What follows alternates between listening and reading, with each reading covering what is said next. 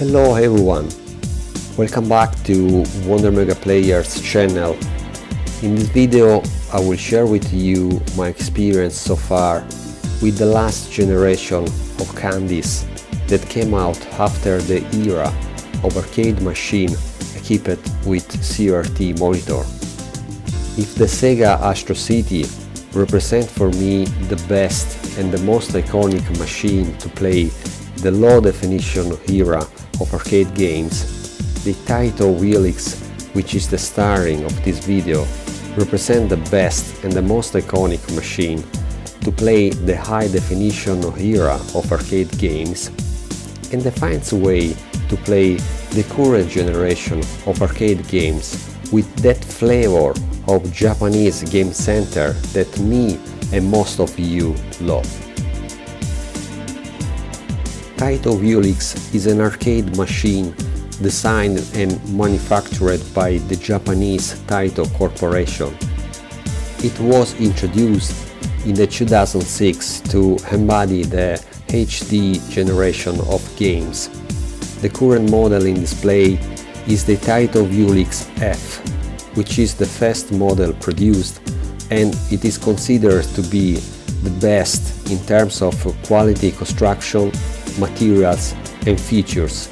Reason why Capcom asked Taito to produce a clone model named C to run the newcomer Street Fighter IV in 2008.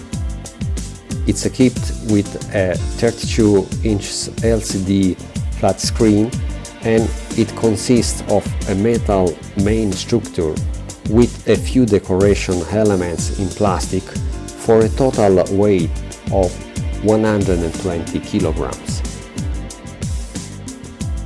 These machines were intended to run arcade systems based on personal computer hardware architecture, which can also support a still active digital distribution of arcade games.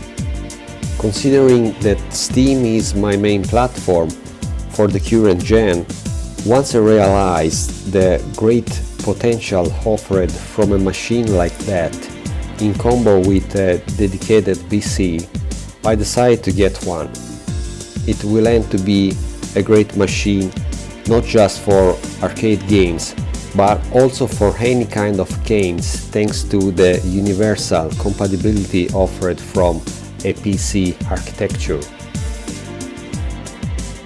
I got so excited when I received the first pictures of the shipping, and as soon as it was in my garage, I had to roll up my sleeves to take it apart, wash it piece by piece, and reassemble it in my study upstairs.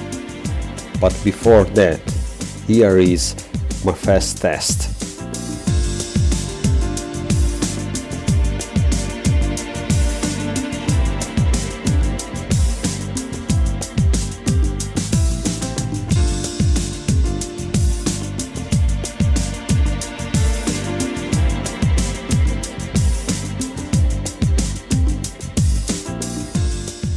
The main 5 upgrades that I made to my Vewlix are: build a PC suitable in an open case that fit inside the cab, replace the very noisy fan that provides the ventilation to the hardware installed into the cab, install the Brook Universal Fighting Board in the way to keep the existing Taito I board, modify the existing sub-panel, installing 3 extra buttons for each player, a volume control knob and a USB hub extension, and in the end replace the existing Sanwa monitor with a newer, more performant one. Opening the main front hatch, you get access to the PCU section at the bottom level and to the hardware section at the upper level. The shelf size to support the hardware is about 400 by 400 millimeters, but considering the inclination of the back of the machine and the space for the cables, you really have 350 by 350 millimeters. with a clear height of 250 mm. I could find a little PC case for it, but as I want to fit an 80X motherboard, I had to design the following PC bench. It's a 350 by 350 mm panel from an IKEA left furniture, and I installed just second-hand hardware. I upgraded the GPU and the PCU later on. A very noisy 120 mm fan installed on one grid of the back lower hatch provided the ventilation to the internal main room. In order to replace it, I decided to cut the existing plug of the noisy fan and soldered it to a quieter new one. The next step is to install the Brook Universal Fighting Board in order to make the Vewlix controller compatible with any PC architecture hardware, but also with all the consoles since the 7th generation. I will do that by using a specific cable that allows me to keep the existing wiring and so keep a full compatibility with any original arcade hardware designed for this machine. Into the existing control panel slot we find the Taito I board, which provide the communication between controls, hardware, Nesiga card reader and further connections coming from the bottom. Here is the location for the Brook board with a plug-and-play connection to the original controls, to the share and home buttons, and the USB connection to the hardware. Of course, this board offers also the chance to connect some extra buttons like touchpad, etc. Also, I've already set the location and the USB cable for an additional Brook board dedicated to the Player 2. The fourth essential upgrade relates the modification of the sub-panel to install 3 extra buttons for each player, a USB hub extension and a volume control. Of course, you can easily buy online a replacement for this scope, but I didn't like the idea to have a flat repro panel there instead of the well-shaped original one, which was intended to provide extra features. Besides, patient and a driller equipped with the right tip. Here are in display the components that I used.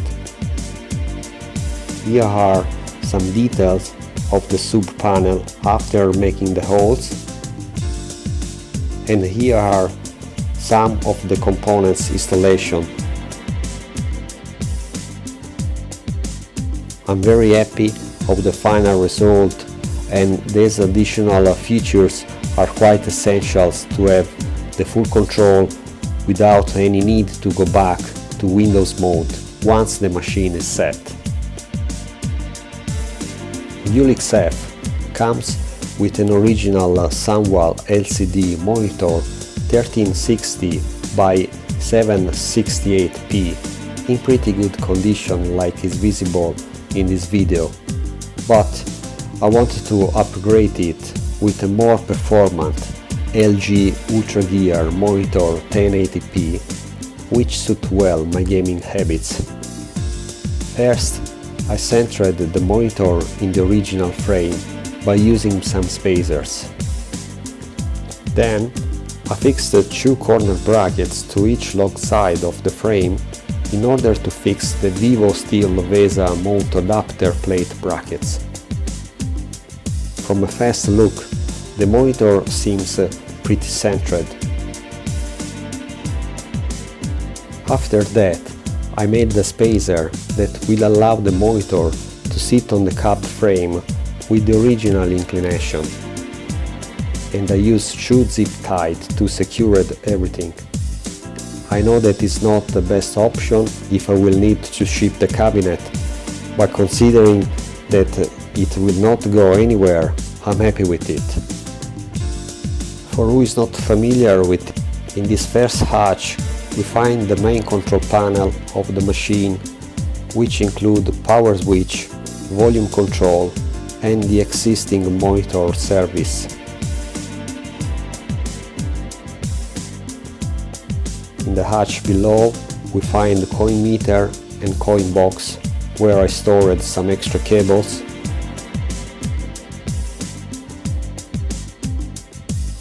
In the main hatch, as mentioned before, we find the upper section dedicated to the hardware,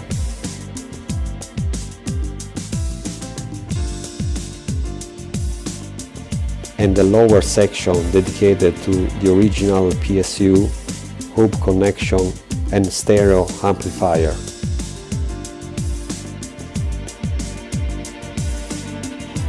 Here is just my procedure to switch everything on.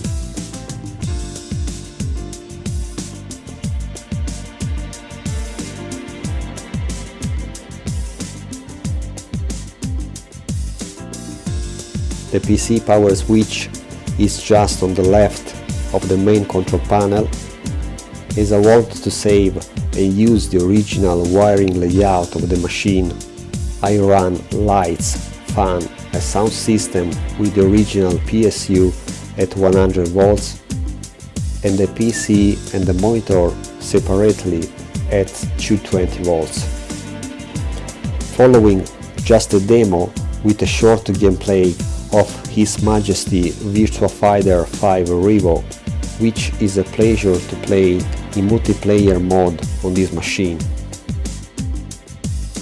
Opening a window, a game that received unfair reviews from most of the critics, or sort of.